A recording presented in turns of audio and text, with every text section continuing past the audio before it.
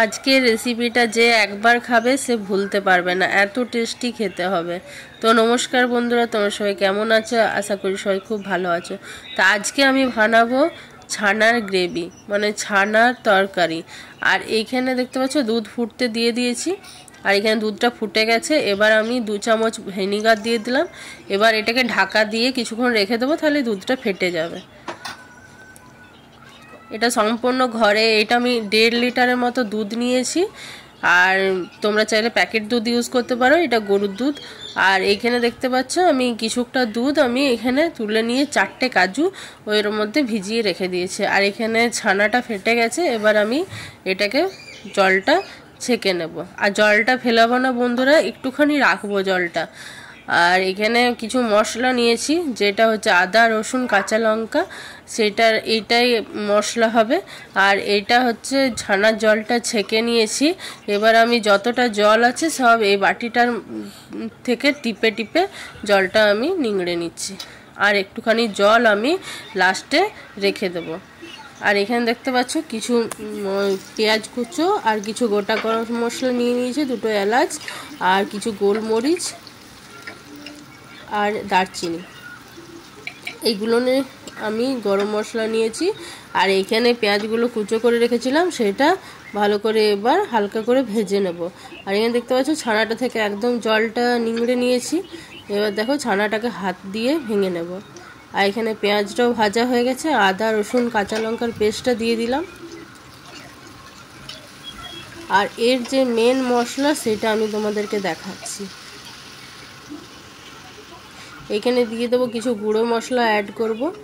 এইখানে দিয়ে দিচ্ছি কাশ্মীরি লঙ্কার গুঁড়ো, লবণ, হলুদের গুঁড়ো, আর একটুখানি ধনে গুঁড়ো 1 চামচ, আর 1/2 চামচেরও কম জিরে গুঁড়ো। এগুলো এবার কষাতে দিলাম তেলে। একদম আঁচটাকে একদম লো করে দেবেন। এইটা কষাতে থাক, ততক্ষণ একটা মিশ্রণ তোমাদেরকে দেখিয়ে দিচ্ছি। যে কাজু দুধটা নিয়েছিলাম সেইটা দিয়ে দিয়েছি, আর 1 চামচ গুঁড়ো দুধ। আর এখানে যে একটা টমেটো নিয়েছি, সেই টমেটোটাকে মিডিয়াম সাইজের টমেটো। এবার এটার আমি পেস্ট বানিয়ে নেব।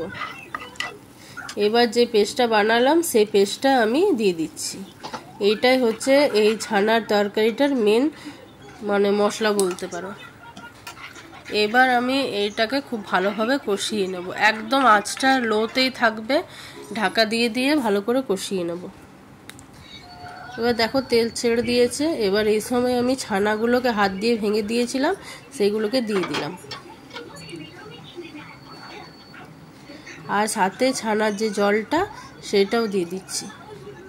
এখানে 1 কাপের মতো ছানার জল ছিল, সেটা দিয়ে দিলাম। আর একটুখানি জল দেবো, সামান্য পরিমাণ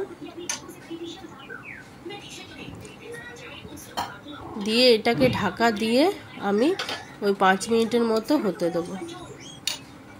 আঁচটাকে মিডিয়াম করে দেবো, 5 মিনিটের মতো হতে দেবো। আর এখানে কাসুরি মেথি অবশ্যই লাগবে, এর ফ্লেভারের জন্য কাসুরি মেথিটা লাগবেই।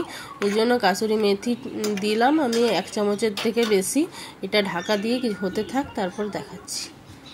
তো এখানে দেখো ঢাকা দিয়ে হয়ে গেছে, এটা পুরো তেল ছেড়ে দিয়েছে।